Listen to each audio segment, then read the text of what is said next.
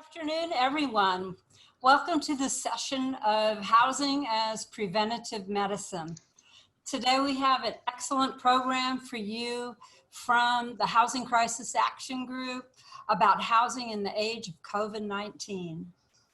The panel is brought to you by HCA, Housing Crisis Action, of which I am a member. My name is Linda Jackson, and with me are other members of the steering committee in our a group of 75 people. We have Chair Cynthia Murray, Planning Consultant Larry Kennings, San Rafael Chamber CEO Joanne Webster, and College of Marin Trustee Diana Conti.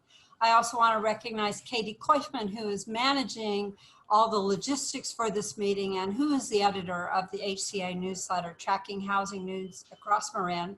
If you're not on our newsletter list, send her a message on chat and she will add you. We have brought together a fabulous panel of 3 Marin experts. They will be talking about the immense housing needs across Marin's communities, the upcoming Regional Housing Needs Assessment. It's also called RHNA, so I will be saying RHNA now and then, RHNA numbers, and Marin's response to create more essential new housing. We will first hear from the 3 speakers, and then we will open up the forum to your questions, and we will close at 5 o'clock. We have received a number of questions from you, so thank you very much, and you can send questions to Katie on chat or in the queue box. This panel is possible thanks to our sponsors: Marin Community Foundation, Marin County Office of Education, San Rafael Chamber of Commerce, and you, our coalition organizations and individual members. You can check us out on our website at housingcrisisaction.org. Our first speaker is on the front line of working with immigrants, low-income families, and people of color throughout Marin. These COVID-19s are marked by the death of George Floyd and other Black Americans, and by yet more executive orders further shutting our borders to asylum seekers and locking up lawful working immigrants in Marin. Our speaker has over 18 years in management in the nonprofit and for-profit sectors, and since 2016, he has been the Chief Executive Officer of the Canal Alliance.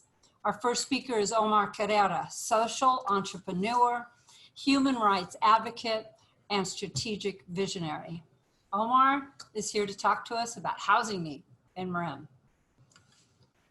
Linda, thank you for the invitation, and hello everyone. It's great to share this virtual space with all these amazing panelists. You know, I always like to provide some context first so that people can understand my position and what I do. You know, it's not a surprise for anyone in this group. The Marin is home to the largest inequities between racial groups of any county in California, right? And home ownership, housing costs is not the exception to that. So my love and solidarity to our brothers and sisters from Black communities. At this moment, they are being criminalized, killed, and being victims of police brutality. So, you know, that initial context really provides some perspective about how the housing crisis that we had before COVID-19, it was impacting communities of color. The other piece of you know, as a member of the San Rafael Chamber of Commerce, I always like to see also the issues from the employer perspective, because Canal Alliance is an employer. We are a business like many others, and we are one of the biggest business in the East San Rafael side. And I do understand the importance of businesses play in local economies, the role the sales taxes plays in city budgets. And I also am aware how hard it is to hire talent to work for these organizations because housing is a problem. So I have been able to see from the human rights perspective, but also from the employer's perspective, how the lack of housing or the problems of housing that we have in the county has been affecting us. Now, you mentioned Rina, so I'm not an expert in that space. I'm gonna let others to talk about it. But one thing that I do understand is the Marin has one of the lowest allocations in the Bay Area.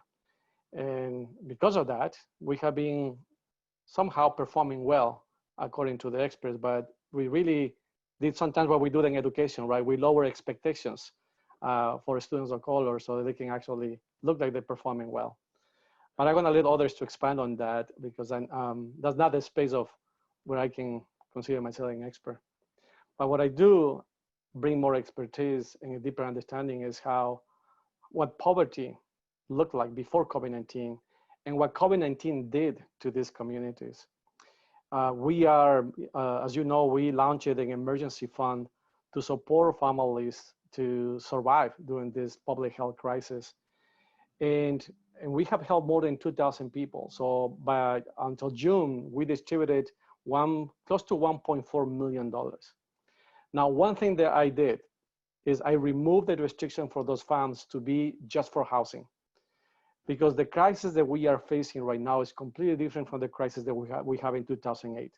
In 2008, we have people that really want to work, but there was no jobs.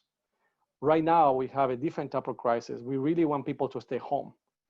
And low-income communities have been affected tremendously because they are essential workers. They have been essential workers for the county before COVID-19, definitely during COVID-19, and most likely they will continue being essential workers after COVID-19. And those are the jobs that cannot be performed from home. So working from home, this concept of stay home and you feel sick, all of those are luxuries that many members of a community don't have access to. So that's why I decided to launch an emergency fund that focus on survival. Empowering people to make the decision, if paying the rent is what I want to do at this point. But I'm in the ground level. I just came back from the testing side. We are hosting a testing site in the Canal because, as you know, the Canal is one of the major concentrations of positive cases. And I'm able to see how this crisis has impacted those communities. Paying the rent has been becoming now the top priority that usually in regular days are. That's what I believe, that what we're doing in Marin County is not enough to really help, not just the Canal, the entire community to overcome this issue. Allocating money for rental assistance or moratorium and evictions is not enough. It was not enough before, it's not enough now, and it's not going to be enough tomorrow. We really need to, what we need right now is bolder policies. We need bolder leaders that really understand this issue, not just from the public health perspective, but really from the economic and public health perspective, to understand that the problem that we have is huge. It's like a tsunami crisis coming on top of the one that we already have. And that's related with housing, because people have not been able to pay the rent for many months. And you can see, and the county has already this rental assistance program, and the accumulation of debt is huge. It's even beyond the capacity that any of us have to actually help pay the rent. That's why I decided that the emergency fund to be focused just on more basic things like food, medicine, diapers. And that's what we decided to empower the clients to decide, do I wanna give this $500 to the landlord or give those $500 to my family and buy medicines and food? That's what I need right now. So I do want to open that conversation about the housing crisis from that perspective, because whatever we had before right now is worse. And whatever policies we decided to have are not enough. And there's other things that coming, there's other issues that we were working on in this area, like the designation of the opportunity zone. California did something completely different than other states. The reason why I learned the Canal was an opportunity zone is because the Marin IJ called me to ask me, what do I think about the designation? Nobody has reached out to us. Nobody asked, hey, the Canal, is the opportunity zone designation is something that will bring benefits to you? And it didn't happen that way. So as always, we had to, catch up with information, learn, be in the front on the line and be in the front of the issue. The city of Thunder Falls has been very generous in opening the doors for us to have those conversations. And I want to make sure that the opportunity zone is actually an opportunity for this community and not a tool to intensify the gentrification and displacement that already members of this community were having.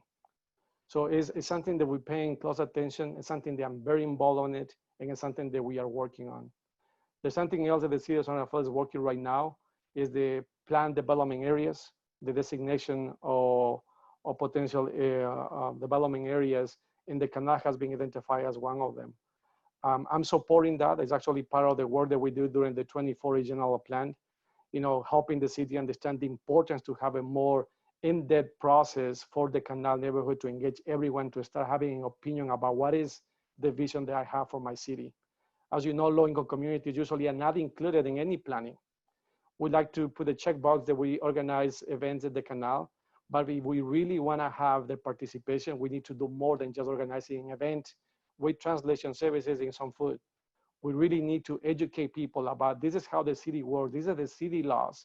This is actually why you are living in a segregated community. All of those are connected to local policies, and people need to understand that to be able to provide some input. But I'm excited about that designation because it will really allow us to bring funding to support community-driven planning projects. And as you know, the sea level rise as well, it was an issue that we are working very close. And I do believe that the few limited options that we have in terms of open land in this area in the Canal, we must dedicate those for development. They allow us to do two things. One, to protect what we have in the people that already live in those areas. And number two, leverage that private investment to make sure that we deal with our climate resilient issues that we have. This idea that we're gonna be on the water is one of the laziest approach to the issue. We had to be proactive. There's more than 18,000 people that will be impacted, and we cannot have any environment plan right now that doesn't connect with housing. Any environmental plan that we are working on should have these two other elements in place, right? Is low housing in general for all the workforce, and definitely low income housing, and this climate adaptation that we need to deal with, because it's something that's not gonna happen in the next 100 years. It can happen in the next few years. Thank you, Linda, once again for the invitation, and I'm sure there's gonna be some more questions. I will deal with this later.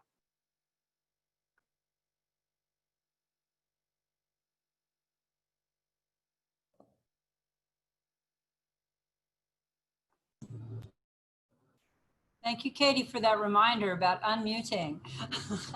But a resounding applause for Omar, for thank you, a virtual applause. Yes, there's some good questions here I want to ask you about. But first, let's talk a little bit about RHNA a little bit more. And who better to do that with than with a planner? Our planner today has worked in Mill Valley and Ross planning departments and is now planning director in San Anselmo. But most importantly for us today, Elise Semonian is one of Marin's representatives to the Bay Area Housing Committee that's working as we speak on the next Regional Housing Needs Assessment numbers. The RHNA numbers are going to be released, I think regionally this fall, but you're going to clarify me on that. And then for locally next year, as we wear our masks and look forward to life post-COVID-19 in 2021 and 2022, and updating our housing elements across Marin County in response, we now look to Elise to help us get a preview and understand how the housing needs that Omar just talked about are going to be quantified. So I'll turn it over now to Elise Semonian, Planning Director, Town of San Rafael, Marin's rep to the Bay Area Housing Methodology Committee. Yeah, I work for the Town of San Anselmo, and I have been, or I'm the planning representative to the Housing Methodology Committee that we're advising ABAG on how to allocate or to develop a methodology for allocating the Bay Area RHNA numbers.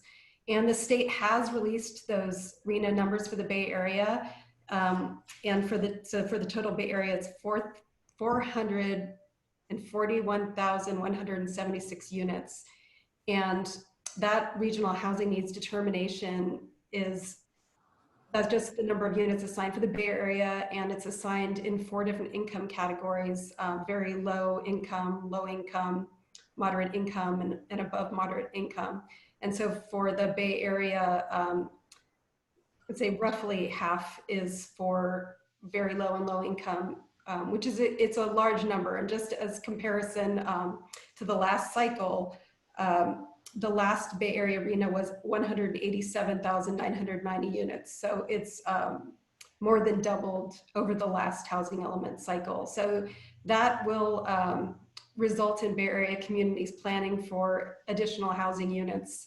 So what our committee is working on is methodology that we would recommend to ABAG for how to divide those units up between the individual jurisdictions in the Bay Area. And what's been really interesting in this housing element cycle, which I think is very different, is that the focus has really been on equity and access to high resource areas. And when we talk about high resource areas, they're looking at state high resource area maps, and those maps really show a lot of areas in Marin County as having high and very high resource areas. And to talk about what they look at to develop those maps, I'm going to pull up my notes here so I don't miss anything. But essentially, one of the big factors is the cost of housing. So house prices is one factor. Also, the availability of access to transportation and education are all factors that go into determining whether an area has a high resource. And so the Housing Methodology Committee members, they did some dot voting exercises, and really the number one factor that they wanted to use going into the allocation was dividing units so that these high resource areas get more housing numbers. Job accessibility was sort of second in line, and then natural hazards had been considered as a factor, although right now it's not being considered as high, since every community in the Bay Area has some type of natural hazard, and it's not really a methodology that works very well for allocating units. And also some places that have high natural hazards like Alameda actually have planned for a lot of housing, and so to decrease the number of units someplace like that wouldn't make a lot of sense when they actually want to build units there, and there are methods for reducing hazards. Surprisingly, jobs and development of jobs has been really low on the list for our committee. And so I am really expecting Marin to have a much higher number than we've had in any of the past cycles. In our small group meetings, the individuals have really made an effort to try to focus housing units on affluent areas that haven't received high numbers in the past. I mean, it seems like something that they're really looking to do. Now again, this group is just going to be giving ABAG recommendations on the methodology, and then ultimately ABAG is going to come up with the final methodology to recommend to their boards, and then finally to an executive board for adoption. One of the things that's coming up now is just how to allocate the units by income level. And so that's going to be the discussion in July, is how to, what factors should be used to allocate the units by income level. And then I was going to say well, that's what's going up in July. So what the plan is for the timeline is that by fall of 2020, this committee will have a recommendation for ABAG. And then the hope is that by spring of 2021, there'll be a final allocation for Marin. But I think it's not, oh, that's what I was going to mention, was this, they have an allocation tool, which is a really kind of helpful tool.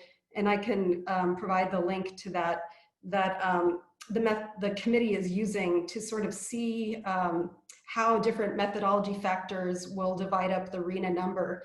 We've been using an estimate of 600,000 units because that was sort of the conservative estimate that we were thinking might come out of HCD for the Bay Area, but the number turned out to be lower than that, I know, which has upset some people that really think the number should be higher.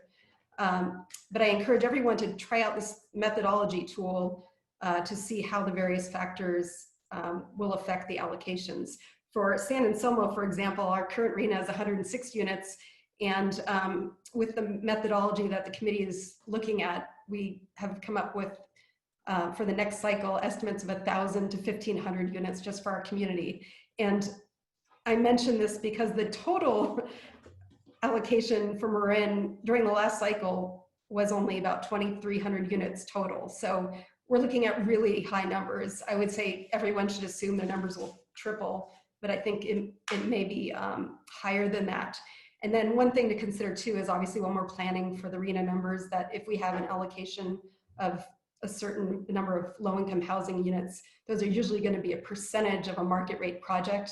So we'll actually have to plan for a significant number of market rate units in order to get to meet our allocation for low income. So that I think I'll conclude there in terms of where we're at with RHNA, unless you have any other questions about that for me. Well, thank you. Another virtual round of applause for you, Elise. We'll get to some questions. There's some good ones that we have on this. But first, or next, let's talk about opportunities for housing. Rounding out our panel this afternoon is Leelee Thomas, Planning Manager at the Marin County Community Development Agency. Leelee is a key voice for racial equity in Marin and the county's expert on addressing residential patterns of segregation. Leelee oversees implementation of the county's housing element, the Housing Trust Fund, and the program that provides federal funds for affordable housing. She knows the challenges of shelter and refuge won't go away as the COVID virus moves on through. She's going to be talking about the opportunities for planning for more housing in Marin, all through the lens of equity. Leelee, it's your turn. Thank you. Thanks, everyone. Before I get started, I would like to just mention, kind of in light of what's been happening with the COVID response for the past a little over 2 months in my role as a county disaster service worker, I have been running the county's emergency motels that have served folks who are homeless throughout the county. And it really has made, it's really put a different lens on the work that I do, which I do policy work, and I'm pretty removed from the need for affordable housing. Even though I'm deeply, committed to that work, I don't have that personal touch anymore. And through the past few months, I've worked with families who are experiencing homelessness, folks who were frontline workers like you were talking about, Omar, who were exposed to COVID, and to seniors who are homeless. And so I just would like to frame my conversation in light of that work, which has really kind of re-energized me around the policy work that I do. So I want to just talk really just briefly about what our housing stock is in Marin and who lives there, and then get into kind of some of the opportunities and challenges that we have. So most of our housing is owner occupied. About 2/3 of it is rented, is owner occupied, and about 1/3 rented. And then within that, most of our homes are single family homes. Overwhelming majority of the housing here is single family homes, about 63%. We have very few multifamily units, as you can see. And our home size is really even bigger than this. It used to be in 1950, the average home size was about 1,000 square feet. And in unincorporated Marin, the average home size is about 4,800 square feet for a new custom home that was built last year. So our houses keep growing and our households get smaller, and that's even more the case in Marin. And then when you talk about housing policy, we heard from Elise about the regional housing need and about the opportunity zones. And most of that policy comes from the state. The state allocates funding for housing. They set the policies around housing element requirements. The housing elements are when a community plans and how to meet their housing needs at all income levels. They put out the regional housing need that was mentioned and other land use policies. But then within Marin, all of that housing policy happens at 12 different jurisdictional levels. So it's happening at the county, but it's also happening in each of those little cities and towns. So it's happening at San Rafael and in San Anselmo, and every one of them has to pass a policy in order for it to go into effect. So if there's something that you want to see in zoning policy, that has to go through and be passed in each of those cities and towns. The same thing with tenant rights or preservation of existing housing. So that is just another challenge that we have, is those multiple jurisdictions.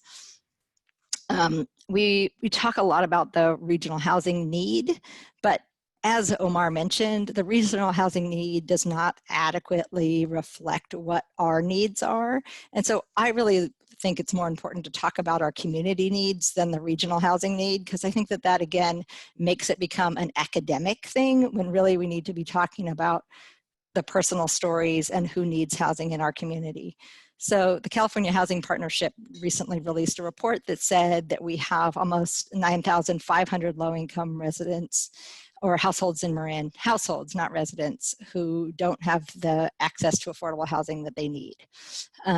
That's almost 2/3 of our extremely low income households are paying more than 50% of their income for housing costs. So this is just kind of again, putting it in numbers, but this is an overview of what our needs are.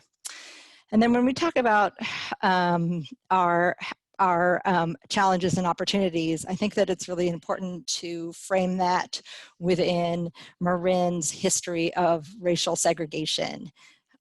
Those high numbers of single family homes are not an accident. They were part of government policy that created those segregated communities. It happened both at the federal level through the housing administration policies, and it happened at the local level through zoning that promoted segregation. And it's carried through in many of our general plans and planning documents that talk about protecting the character of the neighborhood, which is when the character of your neighborhood, like Marin, is predominantly white, then you are protecting those patterns of segregation by protecting that character of your neighborhood. The racially restrictive covenants that are on our deeds, this is from my deed at my house where I live in West Marin. My house was built in 1959, and it contains this covenant that says that I'm not allowed to sell my home to a person of color. And although those are illegal, they still are a note to what our patterns have been.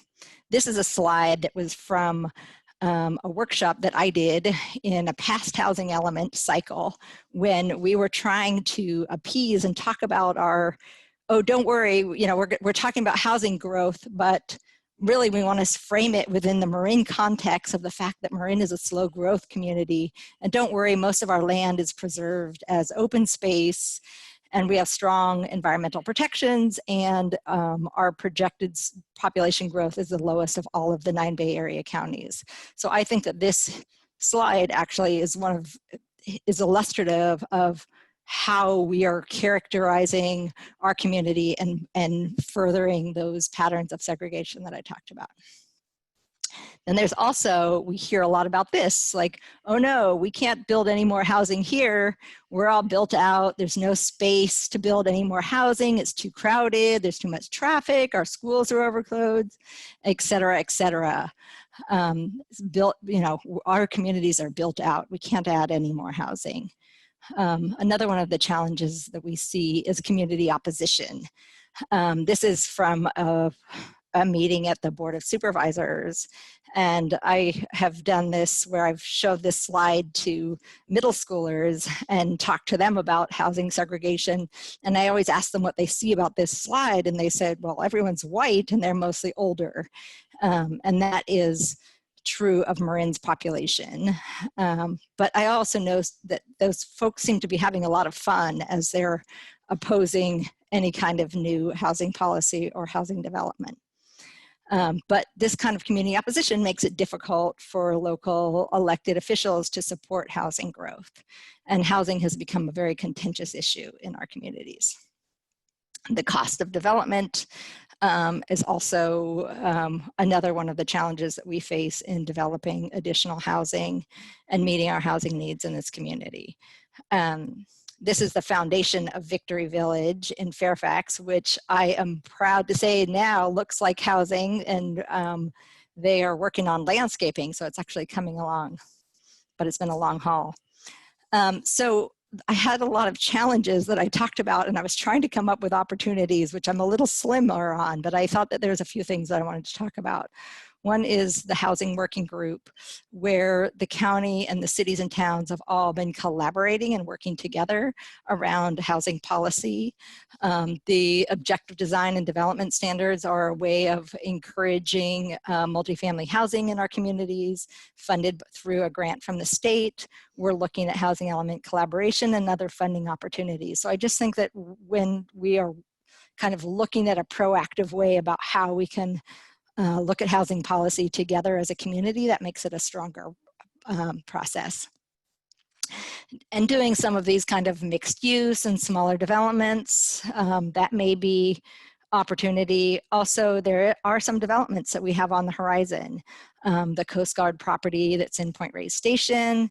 Habitat for Humanity is working on a project in Novato. Homeward Bound has 2 projects that they're working on currently. There's the Whistle Stop project in San Rafael.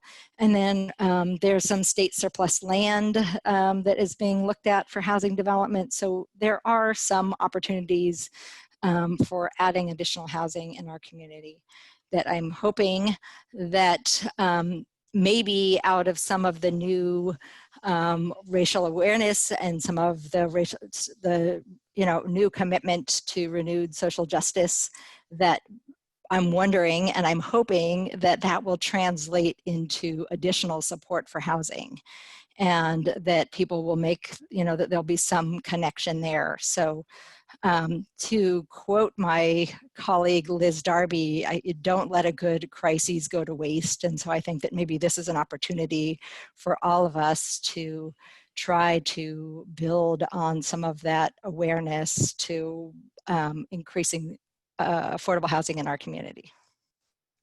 Okay, thank you very much. I'm unmuted. Thank you very much, Leelee, for that.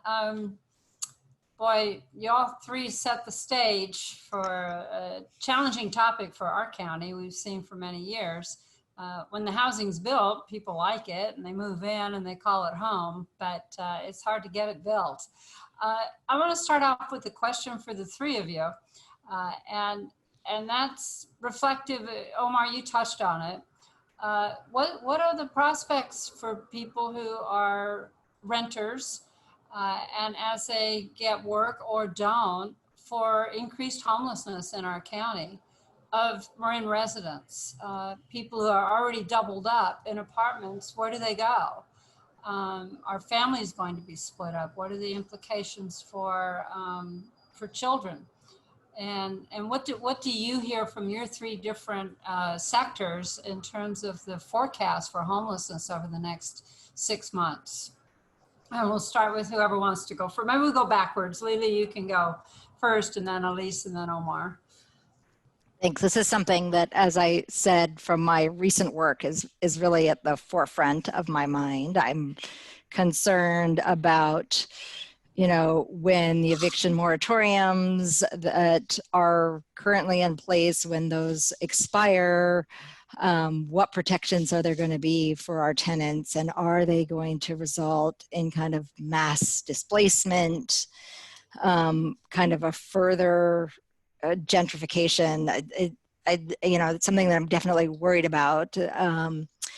There's some action at the state level, which I hope would address this. It's AB 1436, I believe, and it's a bill that would take all the unpaid rent that was due during the COVID-19 pandemic, any unpaid rent that a tenant had, and take that and turn it into consumer debt so that it would no longer be grounds for eviction, so that somebody couldn't be evicted based on rent that was unpaid during that time. So that might be something that would help at the state level, and that's under consideration. It's Choose bill if anybody's interested in looking that up.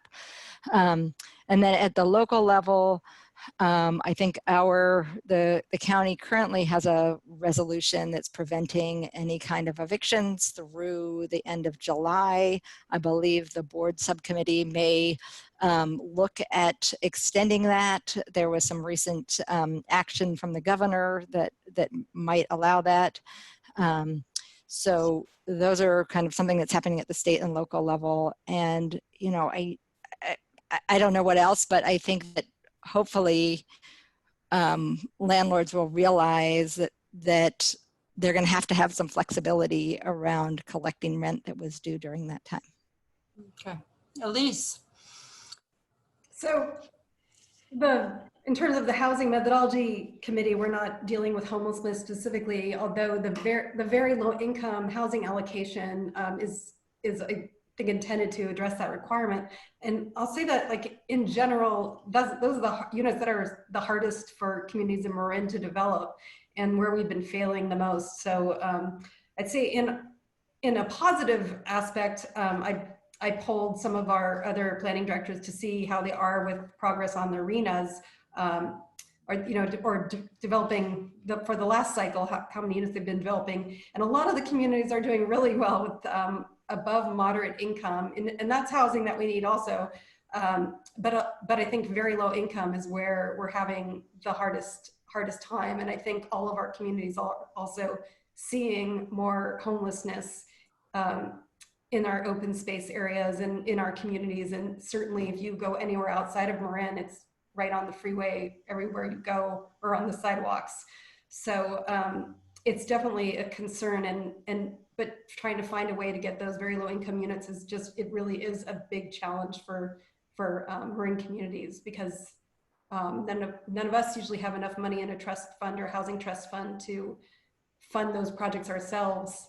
The real estate cost is so expensive if an affordable housing developer is coming in to develop housing on our available land, and it's a challenge. It's going to be a big challenge in our housing elements.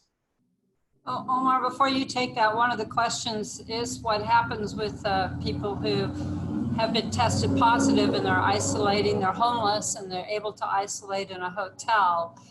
So we know that they need housing when they get out. But in addition to any thoughts on that, in addition to the population that you work with, the people that you work with and who are already doubling up in their apartments? Yeah, let's see if I can cover all that. I think that one of the best strategy to fight homelessness is building housing, right? We all know that. But right after that, I think are tenant protections. And I do think that we need to open the conversation around the tenant protections. You know that just recently we were celebrating just cause eviction and what was it? I forgot the other ordinance, but really are, to me, the beginning of what we need in Marin County, right? So we do need to have a stronger tenant protections, especially now, more than ever, because we need to prevent that massive displacement and gentrification. So I think it's time for all of us to retake that conversation at the city and the county level. In terms of the COVID-19, again, we have already a crisis before COVID-19 related to housing in the Canal, people sharing homes. And the reason why they're sharing homes is because this is the market rate housing. There's no such a thing as low income housing. So we have market rate housing with low income communities that are living. And we do have a problem. Debt accumulation is going to be a high risk for all of us. And I'm not sure the people still making the connection that if the Canal neighborhood is not safe, nobody in the county is going to be safe, because Latinos have been for a long time an important part of the workforce in Marin. So it was in the best interest of the entire county to make sure that we resolve the problems in the Canal. And I think right now, all the resources that we have, we should be focusing on helping people to stay home, shelter at their homes. And if they can isolate at home, we should be offering them a hotel. I believe the county has one hotel right now in Novato that is open to provide hoteling. There's a lot of hotels in other cities that are now willing and open to support this, which is another invitation for the leaders of this county to put some pressure on it, because they cannot come and make a statement that they care about the community when they're not open to support members of the community that they need the hoteling, they need the housing now more than ever. So it's a complicated task. But again, I do have a very different picture of the reopening the economy in Marin. I think we're gonna be closing the economy faster than we opened because the public health has not been in control. And the only way that we're gonna control with that is not just with testing and asking people to wear masks, it's gonna be with the tracing and isolation. And people are not gonna be able to isolate, they're sharing homes with multiple other people. So we need to make a better job. And they're not gonna be able to isolate, even if they have the space at home, unless they have access to the daily income that they need to survive. So if you're gonna take 2 weeks of work for someone to isolate, it has no sick leave time. It's almost an impossible task. So we are forcing people to go back to work. So the problem is becoming a cycle going. And I think we really need to have conversations about a debt forgiveness program here, or rent suspension. And I'm not being paranoid. If we don't do that, we're gonna be closing the economy faster than we actually reopened. Thank you so much, because I think you really clarify that challenge that's before us. I have a question. We have some questions here about RHNA. So Leelee and I were around last cycle when Marin's RHNA was cut in half, along with Napa's. Napa and Marin received half the RHNA allocation that everybody else did. And our small numbers, comparatively to the rest of the region, was sent out to other counties. Is that happening again this time, Elise? Are we going to have our full count, it sounds like? And then can you talk about how do we go from accepting and welcoming this more appropriate number, especially given what Leelee just said, the report that came out finding that our need is actually close to 10,000 affordable units alone? So I'd like to say initially that no, we're not going to have a low number this cycle. However, what we don't know at this point for the committee is how Plan Bay Area 2050 is going to play into our base allocation. So where the tool I'm using right now and looking at these like access to high resource areas is really giving us a lot of units. I don't know what will happen if once they start looking at how this program is integrating with Plan Bay Area and jobs and some other factors that ABAG is going to want to put into the methodology to allocate the units. So it's possible that they may not be as high as I'm looking at now, but I would be very surprised using the new equity factor, which the state requires, but also I think a lot of, from my experience on this committee, a lot of people in the Bay Area really want to see equity, that we're going to come up with a lower number. It feels like it's not so much about creation of jobs, but it's more about equity this round. Okay. Leelee, do you have any observations? You and I were around when that happened a few years ago.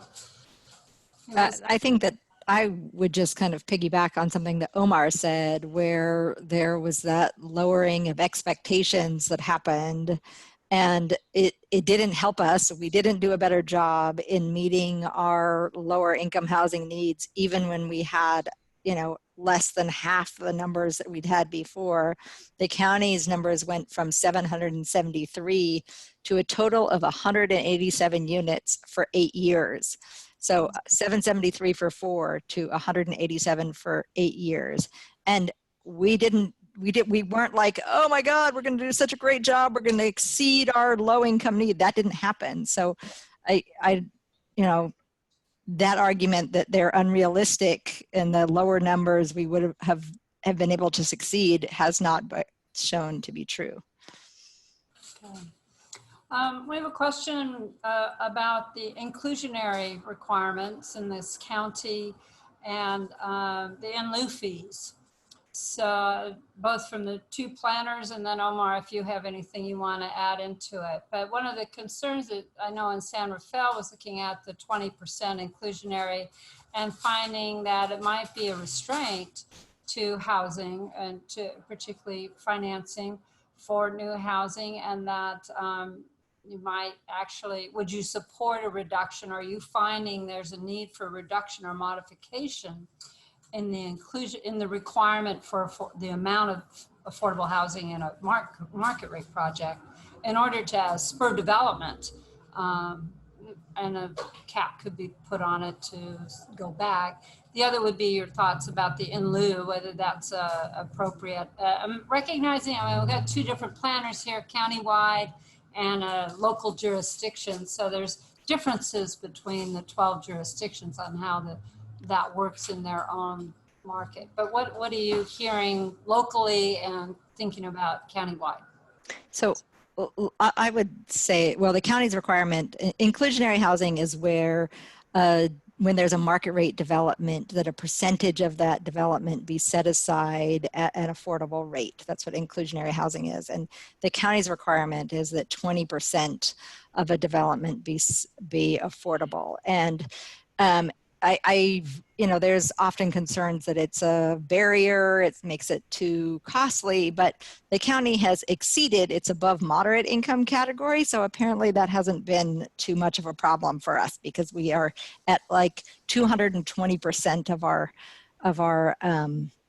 RHNA allocation in above moderate income housing. That said, we are working with all the cities and towns under one of our state grants that we received to look comprehensively at inclusionary policies. And, I'm hoping that what comes out of that is more uniformity across the cities and towns, so that if a developer is looking to develop in Marin, that they know what the requirement is. And it's not like, oh, is it on this block where they're in Fairfax where there's no inclusionary requirement, or it's this block in the county where there's 20, so that, there's more clarity, and that then we're able to have additional funds that can be developed in some of our smaller communities who are not developing any, who don't have a housing trust, so that they could develop some funds that can be used for affordable housing. And in San Anselmo, where I'm currently working, we currently don't have an inclusionary policy. We're one of the few communities in Marin that doesn't. We also don't see large housing projects. So a lot of the inclusionary ordinances in the Bay Area, or probably across the country, usually set minimums of 20 units, and we don't even see projects that are that large in San Anselmo right now. So we essentially have an inclusionary ordinance with the state density bonus law, because there is some incentive under that law that if developers include affordable housing, that they get more market rate housing. So I don't quite understand the argument about it stifling development when we also have other incentives for additional market rate units for exactly that purpose through the state density bonus law. But we're also working with the county on this study, and we'll be looking at developing an inclusionary housing ordinance in San Anselmo, because it really is the only way, other than second units, that we're going to get any affordable housing. So I don't think we have it. Really, I don't think we have a choice. I think there's no way we'll meet our low-income housing demand if we're not requiring market rate units to provide affordable housing. And charging a housing, an in lieu fee is a challenge, just because it essentially, it's hard to make enough money to develop units given the cost of housing, especially in small towns. It makes a lot more sense if that could somehow be used towards like a county fund that's preserving existing affordable housing. I think we might go further if we start using it that way rather than developing new affordable units. But it's I guess I'm in favor of the inclusionary housing. We definitely don't want to stymie commercial development, but based on the numbers that Marin has been producing, it doesn't seem as though market rate housing is a problem. Mm-hmm. Omar, do you have anything to add to that? I think in principle, I will agree that maybe a reduction will incentivize development of housing across all levels. So in principle, I will say, yes, I'm supporting that reduction, but I feel a little uncomfortable saying it applies to the entire city, to the entire county. I think we had to be more intentional to see where do we need that. And then areas that are more specific that we would like to have more actually low-income housing and affordable housing, make sure that actually the numbers may be higher. Right? So I think there is an opportunity for us not to see one policy across the entire city, but perhaps a policy for specific areas of the city, so that we actually meet the needs that we have in low-income housing. But I do believe that those are the type of restrictions that have slowed down any type of development, which I'm not against it. I'm just want to make sure that we don't focus only on single-family homes that cost more than $1 million, right? So we need to build housing. And when we talk about low-income housing, as you know, not just for the teachers and the police officers and the firefighters, but also for the nannies, the ones that cleaning your house, the ones that are supporting the households. So when we talk about workforce development housing, I'm including the people that we usually don't talk about it. That they are invisible to local governments, they're invisible to local communities. And I really would like to raise the question when we come and say, yes, Black Lives Matter, okay, what does the housing look like for that perspective, right? When we talk about the immigrants are part of this county, I wanna raise the question, what is the role of housing on that? So when we said that we welcome immigrants in Marin County, what are you talking about in housing? So I think it's important for us to start looking at if these are the policies that are preventing development for any type of housing, then yeah, I'm open to have those discussions, but I won't come, freely and come and say, let's apply to the entire city, to the entire county in the same way. Yeah. Thank you for that. We have a few minutes left. There have been some comments about state law. We're talking about housing needs and housing planning, all because of state law. Right now, Sacramento is in the midst of making some sausage with the laws. They're going through the hearings. What are you watching in Sacramento? What do you see as some good opportunities coming along that we need to be not opposing, but supporting, that would make a change and would help us in our work here in Marin County? Elise, it looks like you might have one on mind. I don't know.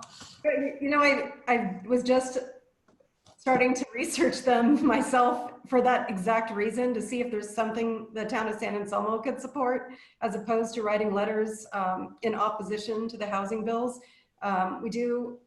It is a real struggle to want to maintain local control over our zoning regulations. But I think we all recognize now, maybe we don't all recognize, but I think at least our leaders in town of San Anselmo recognize that we have to develop housing, and we have to help facilitate that. And I think working on our objective design standards project with the rest of the communities in the county is going to go a lot further, because I think a lot of the housing laws that were adopted last year, or that in 2019, did a lot, and we're just going to be seeing the results of that as these years progress. So we haven't had much time to even catch up with all those laws in terms of really easy second unit regulations, and also a lot of by right housing. And then another big one coming down the line, which isn't a new build, but what was adopted before, was just the requirement that we can't reuse housing sites that have been assigned for affordable housing development unless they're by right. And I mean, I think that's going to make a big difference in Marin County in the next cycle of housing. And what by right means is that it doesn't go through the lengthy planning process, and it doesn't go through the design review board, the planning commission, the city council. Victory Village, for example, in Fairfax went through 14 of those public hearings. And so those types of public review processes, where the reviewing committee, the review body, doesn't have any rules that they play by. They have complete discretionary review that by right removes that discretionary review, where they can say, we just don't like it, right? So they can only review based on really specified predetermined factors, and it reduces the number of hearings that are allowed by that local body. So that 14 hearings that Victory Village, which was the senior project in Fairfax, went through, that added millions of dollars to their project and almost killed it, that the idea is to prevent that sort of thing. The other bills that I'm really interested in right now are around tenant protections that I mentioned earlier.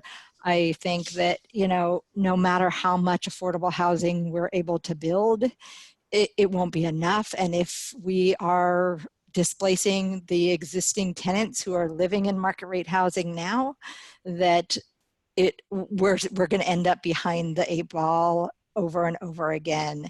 And so what we should be focusing on is tenant protections, and especially around rent from COVID and people's inability to pay rent during this time. How about you, Omar? I totally support Leelee. We need a stronger tenant protections right now. We really need to bring rent control to the conversation. I know Marin, somebody told me that Marin never will happen. Well, I think COVID-19 is really giving us an opportunity to see this problem in a different perspective. I don't think we're going to be able to build all the housing that we need in a very short term. I do love the idea that local control allows communities to, build in the design and the way that makes sense for the communities. But I also have seen that we lack of leadership to deal with the local issues. So the Opportunity Zone is a federal program that potentially can come and override local control. So we need to be in the front line. If we want to really deal with the local issues, then show that leadership. Let's have those conversations right now around how to protect what we currently have that's very limited, to protect the people in our communities, and then just really start building. We need to start building as soon as possible. Okay. We just have a couple minutes left, so I just want to ask each of you for a last word or last thought before we wrap this up at 5 o'clock. We'll go in reverse order, I think. Leelee. So I think that I've said everything. I am appreciating the work that Omar is doing, really noting that the health of the Canal neighborhood is extremely important right now to all of us as a community, and that I'm really hoping that Marin really starts walking its talk. There's a lot of us who are out there in your cars with your Black Lives Matter bumper sticker or sign that you've painted, and let's see if we can really make a difference in our community and be willing to open up and have an apartment building on your block, or wait in traffic a little bit longer at the stop sign in order to make room for somebody else to have a home. Elise. It's hard to top that comment, but yeah, I'm hoping that in the next 8-10 years that we do see some housing developed for our lower income communities, and making our existing communities more blended, so less racially segregated and more diverse. And in addition to wanting to wait in traffic a little, consider renting your unit to someone that may not be your friend or relative, but maybe opening it up to someone else in our community to make our communities a little more diverse and inclusive and affordable. Omar. I would just add to everything that was said. The COVID-19, what it did to all of us is just brought to the surface all the inequities that we had, the historical inequities that we have in this county, in this country, right? And COVID-19, what it did is put it in the surface in the spotlights, and now that we are able to see it. You saw how the digital divide, what quickly was resolved by mobilizing local governments to deal with the issue that a lot of students didn't have access to the internet, right? But it was COVID-19 that pushed that to the conversation, right? Because before that, we have students, and you know that, Linda, very well. We have students and families that were not connected to the internet. And I have been advocating for 15 years for that issue. But it took a pandemic to actually put it in the front and center to actually deal with. So the local government showed me that it's possible to fix those problems. Yeah. So housing has to be the next thing. Is, you know, one thing that COVID-19 perhaps is the gift they give it to us, is send a clear message. If one person of our community is not safe, nobody will be. So if we don't deal with the issues around housing for these communities, nobody's gonna be safe in the long run. Thank you. Thank you. I want to thank Omar for those, you know, your good words. Your very important messaging about people who need the housing most, who live here and who don't live here. And Elise, for a peek at the regional work and the link to the methodology committee's work, we're going to make this recording available on our website, so you'll see that. And Leelee, thanks for the view from the county and for the work that you do and voicing the changes, the history and the changes we need to make. So a couple of things then, I think if you're listening, look for those design standards that coming to your city and town council, and go down and support those and make sure they fit your town and that they're going to work for you so we can get some housing built to those. And to be open to housing that's going to make Marin more diverse. We're all here because we believe in this, and we can be ready for these RHNA conversations and talking about the community need for housing. I'll end this forum by thanking Katie for her great support this hour, working behind the curtain, and thanking you for joining us today and learning more about this important topic. Our next webinar will be about density and good governance, and we'll be inviting you to that soon. Housing Crisis Action will be holding candidates forums this fall also, all about housing. We look forward to seeing you at those events online, and we wish you a good day. Thanks again for joining us. Goodbye.